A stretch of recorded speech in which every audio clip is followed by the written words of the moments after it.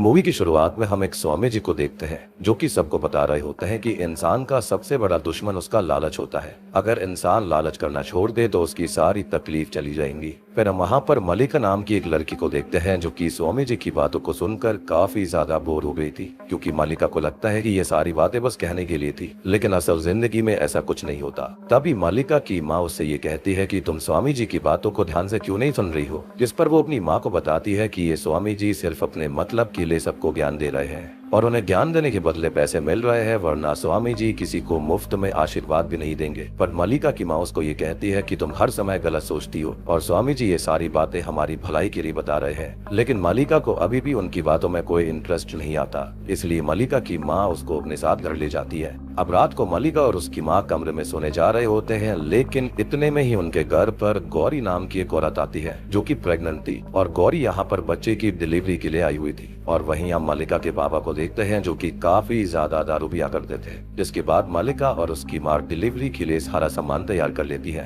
फिर कुछ ही समय के बाद में गौरी की सही सलामत डिलीवरी हो जाती है और गौरी को एक बेटा हुआ था। तभी मलिका की माँ गौरी के बच्चे को गोद में उठाकर ये कहती है कि ये बच्चा कितना प्यारा है। तभी हम देखते हैं कि मलिका की माँ उस बच्चे को देखने के बाद कुछ गहरे ख्यालों में खो जाती है, जैसे कि उनके साथ पास्ट में कुछ घटना घटित हुई थी। जिसके बाद एक बांसुरी वाला गांव की नदी के पास जा रहा होता है, लेकिन यह बांसुरी वाला अंधा व्यक्ति था, इसलिए जब वो जा रहा था तभी उसके पैर कुछ सामान से टकरा जाते हैं, जिस पर वो बोलता है कि ये किसका सामान है। अब इतने में ही एक आदमी नदी से बाहर निकलता है जिसका नाम अर्जुनन होता है। फिर अर्जुनन उस बांसुरी वाले से ये कहता है कि ये मेरा सामान है और मैं इस गांव में नया नया आया हूँ। अब इस पर बांसुरी वाला ये कहता है कि तुम यहाँ पर क्या करने आए हो। तब अर्जुनन बताता है कि मैं काफी जगह घूमता रहता हूँ और उन जगहों के बारे में अपने पेपर में लिखता हूँ। अब बांसुरी वाला अर्जुनन से पूछता है कि क्या तुम्हारे पास हर जगह घूमने जाने के लिए पैसे होते हैं। फिर अर्जुनन उस व्यक्ति से ये कहता है कि मुझे जितने पैसों की जरूरत होती है भगवान मुझे उससे कई ज्यादा दे देते हैं। और अर्जुनन की ऐसी बातों से बांसुरी वाला उससे बहुत खुश हो जाता है और कहता है कि काश मेरे पास आंखें होती और मैं तुम्हें देख पाता। अब इतना कहकर बांसुरी वाला वहां से चला जाता है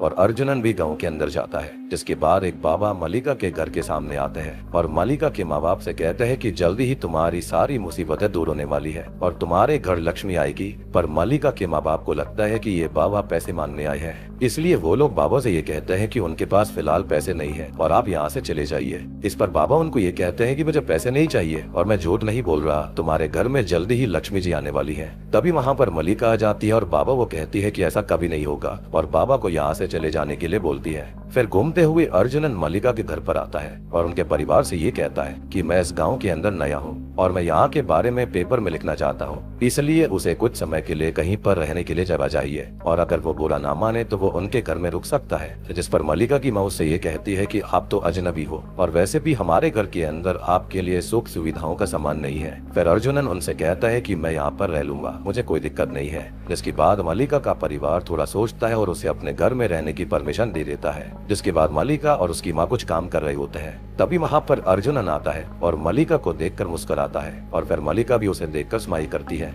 इतने में मलिका के पापा अर्जुनन से कहते हैं कि क्या तुम ड्रिंक करते हो, जिस पर अर्जुनन मना करता है और अर्जुनन अंकल से ये कहता है कि मैं कॉफी पीता हूँ। लेकिन मलिका के घर में कॉफी पाउडर लाने के पैसे भी नहीं थे, इसलिए अर्जुनन उनको कॉफी पाउडर लाने के लिए पैसे देता है। फिर मलिका कॉफी बनाने के लिए गाय का दूध निकालने जाती है, पर वहाँ भी अर्जुनन आ जाता है और तब मलिका को लगता है कि वो जानबूझकर उसका पीछा कर रहा है। लेकिन होता यह है कि तभी अर्जुनन वहाँ पर एक्सरसाइज करना शुरू कर देता है और तब अर्जुनन की बॉडी को देखकर मलिका उसे इम्प्रेस्ड होने लगती है। जिसके बाद वो अर्जुनन के लिए कॉफी बना देती है और उसको देती है। लेकिन कॉफी देते समय मलिका अर्जुनन की बॉडी की तारीफ करती है और दोनों बात कर रहे होते हैं। लेकिन इतने में ही मलिका की वहाँ पर आ जाती है और उनको इंटरप्ट कर देती है। मलिका से वो बोलती है कि वो जल्दी उसके साथ चले, क्योंकि उनके घर पर एक सेठ आया हुआ था जिसने काफी समय पहले उनके परिवार को कर्जा दिया था, लेकिन वो लोग उस कर्जे को चुका नहीं पाए, इसलिए वो सेठ बार बार उनकी आकर बेइज्जती करता था। अब वो सेठ मलिका के पापा से कहता है कि तुम्हें मैंने पैसे दिए थे, लेकिन तुम ना तो कुछ काम करते हो और ना ही तुम मेरा पैसा लौटा रहे हो। इतना कहकर सेठ उनकी बहुत बेइज्जती करने लगता है। पर तभी वहाँ पर मलिका आ जाती है और अपने कुत्ते से कहती है कि मैंने तुम्हें खाना खिलाया, लेकिन अब तो तुम मुझे ही काटने की कोशिश कर रहे हो, एक नंबर के कुत्ते हो तुम। असल में मलिका इनडायरेक्टली ये बात उस सेठ को बोल रही थी। तब वो सेठ मलिका की बातें सुनकर वहाँ से चला जाता है। जिसके बाद अर्जुनन उनके परिवार के पास आता है और पूछता है कि वो आदमी कौन था और ऐसे आपसे क्यों बात कर रहा था। तब मलिका के पापा उसको बताते हैं कि कुछ साल पहले उनकी सारी फसल बर्बाद हो गई थी और वो काफी बीमार हो गए थे और इसलिए उन्होंने अपनी जमीन गिरवी रखकर सेठ से पैसे उधार लिए थे, लेकिन सही समय रहते वो पैसे लौटा नहीं पाए और इसी वजह से उन्हें सेठ की बातें सुननी पड़ती हैं। अब अर्जुनन उनसे ये कहता है कि सब ठीक हो जाएगा। इससे मल्लिका कहती है कि कब ठीक होगा, जब मेरे सारे दांत गिर जाएंगे या फिर जब मैं बूढ़ी हो जाऊंगी। अब ये सुनते ही अर्जुनन अपने कमरे में जाता है और अपना बैग लेकर आता है और उस बैग के अंदर ढेर सारे सोने के गहने थे। उन गहनों को देखकर मल्लिका अर्जुनन से कहती है कि तुम्हें हमारी मदद करने की कोई जरूरत नहीं है। तब अर्जुनन मल्लिका से कहता है कि मैं तुम्हारी मदद नहीं कर रहा हूँ, मैं बस ये बताना चाहता हूँ कि इंसान अपने दम पर कुछ भी कर सकता है और ये सारी दौलत मैंने अपने खुद के दम पर कमाई है और ऐसा भी हो सकता है कि मेरी दौलत आगे तुम्हारी हो जाए। फिर इतने में मल्लिका के हाथ पर एक छिपकली गिरती है, जिस पर मल्लिका की माँ उसको ये कहती है कि छिपकली का गिरना अशुभ माना जाता है और तुम जल्दी से जाके नहा लो। अब मल्लिका नहा रही होती है और मन ही मन वो अर्जुनन के बारे में सोच रही थी और शायद से मल्लिका को अर्जुनन से प्यार होने लगा था। तभी उसकी माँ वहाँ पर आ जाती है और ये कहती है कि कब तक तुम नहाती रहोगी और मैं तुम्हारे पापा के साथ बाहर जा रही हूँ। इसके बाद मल्लिका नहाकर रेडी हो जाती है और अर्जुनन के पास जाती है, उसको कहती है कि मैं कैसी लग रही हूँ। इससे अर्जुनन उसको ये कहता है कि बहुत सुंदर। फिर मल्लिका उसको ये कहती है कि काश मेरे पास भी गहने होते तो मैं और सुंदर लगती। तब अर्जुनन उसको कहता है कि मेरे पास जो गहने हैं तुम उसे ट्राई करके देख सकती हो। अब अर्जुनन अपने बैग से गहने निकाल रहा होता है, पर इतने में ही मल्लिका अर्जुनन के करीब आ जाती है और उसको सेड्यूस करने की कोशिश करती है। पर अर्जुनन मल्लिका की ऐसी हरकत देखकर उस पर काफी गुस्सा हो जाता है और उसको कहता है कि तुम्हें जरा भी शर्म नहीं आती। वो ये बोलता है कि मैं नोटिस कर रहा हूँ कि काफी समय से तुम मेरे करीब आने की कोशिश कर रही हो और तुम्हें मेरे बारे में कुछ भी नहीं पता। ये सारी बातें सुनकर मल्लिका बहुत गुस्सा हो जाती है और उसको कहती है कि मेरी ही गलती थी कि मैंने तुमसे गहने मांगे और मैं यहाँ से जा रही हूँ। असल में मल्लिका इतनी चिड़ी हुई इसलिए होती है क्योंकि अब तक मल्लिका की शादी नहीं हुई थी और इसका रीजन सिर्फ उनकी गरीबी थी। खैर कुछ ही समय के बाद में रात हो जाती है और अर्जुनन मल्लिका से ये पूछता है कि अंकल आंटी कब आएंगे, जिस पर मल्लिका कहती है कि वो लोग आ ही रहे होंगे। अब इतने में ही मल्लिका के माँ बाप घर आ जाते हैं और जो मल्लिका की माँ होती है वो ये देखती है कि मल्लिका लालटेन की रोशनी में पासे खेल रही थी, जिस पर मल्लिका की माँ ये कहती है कि रात के समय पासे नहीं खेलने चाहिए और ये अशुभ होता है। तो मल्लिका कहती है कि वैसे भी हमारे साथ कहाँ कुछ शुभ होता है। जिसके बाद अर्जुनन मल्लिका की माँ से ये कहता है कि मैंने काफी समय से माँ के हाथ का खाना नहीं खाया है, इसलिए क्या आप मेरे लिए चिकन करी बना देंगी। फिर मल्लिका की माँ अर्जुनन की बात सुनकर चिकन करी बनाने के लिए मान जाती है, पर उनके पास चिकन करी बनाने के लिए भी पैसे नहीं थे। फिर अर्जुनन अंकल को पैसे देता है और अंकल सामान लेने मार्केट चले जाते हैं। दूसरी तरफ हम मल्लिका और उसकी माँ को देखते हैं जो कि किचन में बैठकर खाने की तैयारी कर रहे थे, पर अभी भी मल्लिका उन्हीं गहनों के बारे में सोच रही थी। तभी मल्लिका को वो सारी बातें याद आती है जो कि बाबा उनके घर पे आकर कह रहे थे कि उन्हें जल्दी ही लक्ष्मी मिलने वाली है। अब इस बात के बारे में मल्लिका सोचती है कि क्यों ना वो अर्जुनन को मार कर उसके सारे गहने रख ले। फिर मल्लिका ये बात अपनी माँ को बोलती है, लेकिन वो मल्लिका से ये कहती है कि तुम पागल हो गई हो, तुम किसी को मारने के बारे में सोच भी कैसे सकती हो। अब मल्लिका के पिता जब दुकान से सामान ले रहे होते हैं तभी दुकानदार उनसे ये कहता है कि गाँव में हर तरफ ये बात फैल रही है कि सेठ अब तुम्हारे घर पर अपना कर्जा मांगने बार बार आता है और सेठ की नीयत काफी खराब है और वैसे भी उसके घर में एक जवान बेबी है, तो उसको बहुत जल्दी अपना कर्जा चुका देना चाहिए। अब ये सुनने के बाद मल्लिका के पिता समझ चुके थे कि दुकानदार क्या कहना चाहता है और घर आते समय वो अंदर से काफी दुखी लग रहे थे। फिर मल्लिका अपनी माँ से ये कहती है कि हमें अर्जुनन को मार कर उसके बैग से सारे गहने ले लेने चाहिए, पर उसकी माँ अभी भी ये सब करने के लिए तैयार नहीं थी।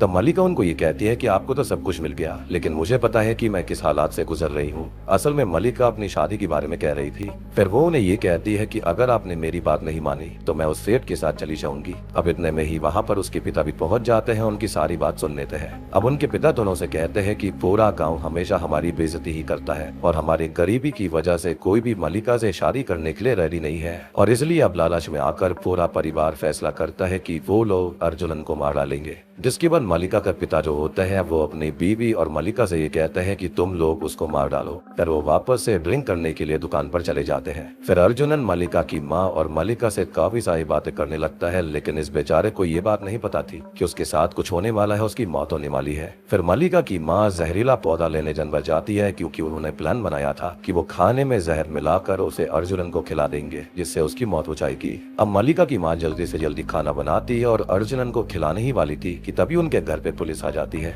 इसलिए मल्लिका की माँ अर्जुनन से कहती है कि तुम बाहर मत आना और अगर पुलिस को तुम्हारे बारे में पता चल गया तो ये बात पूरे गाँव में फैल जाएगी कि एक जवान लड़का हमारे घर में रुका हुआ है। फिर मल्लिका की माँ पुलिस के पास जाकर पूछती है कि आप हमारे यहाँ पर क्यों आए हो, तो इस पर पुलिस उनसे कहती है कि गाँव में चोरी हुई है और इसलिए हम घर की तलाशी लेना चाहते हैं। लेकिन इतने में ही पुलिस को चिकन करी की खुशबू आती है और पुलिस वाले मल्लिका के घर की चिकन करी खाने बैठ जाते हैं। पर मल्लिका की माँ जल्दी से जहर वाला प्लेट उनके सामने से हटा लेती है और जहर वाला खाना बाहर फेंक देती है। तब उनके घर का कुत्ता वो फेंका हुआ खाना खा लेता है, जिस वजह से उस कुत्ते की तड़प तड़प कर मौत हो जाती है। यानी कि देख रहे हो लालच कितनी बुरी बला है। मारना किसी और को चाहते थे लेकिन खुद का कुत्ता ही मारा गया। अब पुलिस वालों के जाने के बाद में मलिका की माँ वापस से अर्जुनन को खाना खिलाती है। फिर खाना खाने के बाद में अर्जुनन मलिका की माँ से कहता है कि आपका खाना खा के ऐसा लगा कि मुझे माँ मिल गई, और इतना कहकर वो सोने चला जाता है। इसके बाद मलिका देखती है कि अर्जुनन आराम से सो रहा था। तब मलिका अपनी माँ से पूछती है कि क्या तुमने खाने में जहर मिलाया। इस पर उसकी माँ कहती है कि मुझसे ये नहीं हो पाएगा।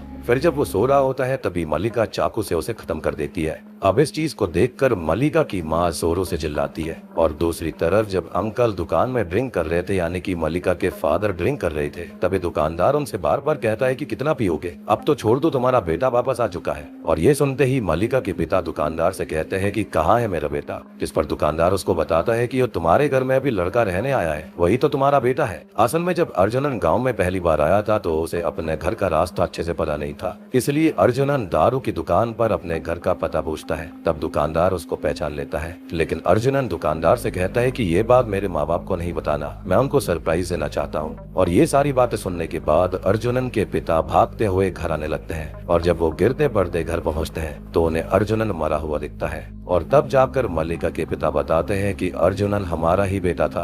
अब ये पाप उनसे जो अनजाने में हो गया था या फिर लालच के चलते हो गया था, तो अर्जुनन की माँ इस सच्चाई को बर्दाश्त नहीं कर पाती। वो खुद को माफ नहीं कर पा रही थी कि उसने अपने ही बेटे को मार दिया। इसलिए अब गिल्ट के चलते अर्जुनन की माँ खुद वो जहर वाला खाना खा लेती है, जिसके चलते हम नोटिस करते हैं कि मलिका भी अंदर ही अंदर बहुत शर्मिंदा थी। अपने भाई के लिए गलत फीलिंग्स का होना, और यहाँ पर बहुत सारी चीज उसने गलत करी थी लालच के चलते, जिसके चलते वो भी जहर वाला खाना खा लेती है, जिसके बाद उन दोनों की भी मौत हो जाती है। और मलिका और अर्जुनन के पिता भी पूरे घर में आग लगा देते हैं और पूरा परिवार वहीं खत्म हो जाता है, ताकि ये कहानी कभी बाहर ना आ पाए कि उन्होंने अपने ही बेटे को मार दिया था। तो अब आपको यहाँ पर पता चल गया होगा कि क्यों अर्जुनन मलिका को बार बार खुद के करीब आने से रोक रहा था, उसको क्यों कह रहा था कि उसको बिल्कुल शर्म नहीं है, और क्यों अर्जुनन ने ये भी कहा था कि ये मेरी दौलत आगे तुम्हारी भी हो सकती है, लेकिन लालच की वजह से उन्होंने अपने बेटे को ही मार डाला। और इसलिए हमको ये मूवी सिखाती है कि लालच नहीं करना चाहिए। उनको एटलीस्ट पूछना चाहिए था कि भाई वो उनका बेटा है भी या फिर नहीं, या फिर मतलब कुछ तो सोचते। एंड आई बिलीव कि अर्जुनन बचपन में ही वहां से शहर चला गया होगा कमाने के लिए। और एक और इंटरेस्टिंग डिटेल ये होती है कि गांव के अंदर सोने की चोरी हुई थी, तो मेरे ख्याल से ये जो बैग था ये सोने वाला, ये अर्जुनन ने ही चुराया होगा अपने परिवार के लिए, ताकि उनके परिवार के हालात सुधर पाए। तभी तो पुलिस वहां पर आई थी। अब यहाँ पर आप ये भी सोच रहे होंगे कि मूवी खत्म हो गई, लेकिन नहीं, ऐसा नहीं है। यहाँ पर एक इनक्रेडिट सीन आता है जहाँ पर एक वॉइस ओवर में हम ये सुनते हैं कि असल में अर्जुनन का रियल नेम करुणाकरण था, और जब मलिका ने नींद में उसका गला काटा तो उससे पहले ही उसने एक चीज लिखी थी अपनी डायरी के अंदर। उसने डिसाइड किया था कि अगले दिन वो पैसा और सारे ज्वेलरी को छोड़कर वहां से चला जाएगा एक स्ट्रेंजर की तरह। अब देखो, ओरिजिनली उसने ये सोचा था कि वो प्रैंक करेगा और अपने आइडेंटिटी को रिवील नहीं करेगा खाली एक दिन के लिए, लेकिन जो उसकी बहन थी उसके मन में अपने भाई के लिए ही गलत चीज आ गई थी, उसको सेड्यूस करने की उसने कोशिश करी थी। तो उसने अपना यहाँ पर मन बदल लिया था कि वो किसी को अपने बारे में नहीं बताएगा, अदरवाइज उसकी बहन उसके बारे में बहुत ही गलत सोचती। वो अपने अंदर एक गिल्ट लेकर बैठी रहती कि उसने अपने भाई के बारे में गलत सोचा। इसी के साथ में ये मूवी यहीं पर खत्म हो जाती है। तो जल्दी से जल्दी सब्सक्राइब कर दीजिए, चैनल को लाइक कर दीजिए, वीडियो को लाइक कर दीजिए, और कमेंट करके बताना कि आपको ये वीडियो और ये एक्सप्लेनेशन कैसी लगी।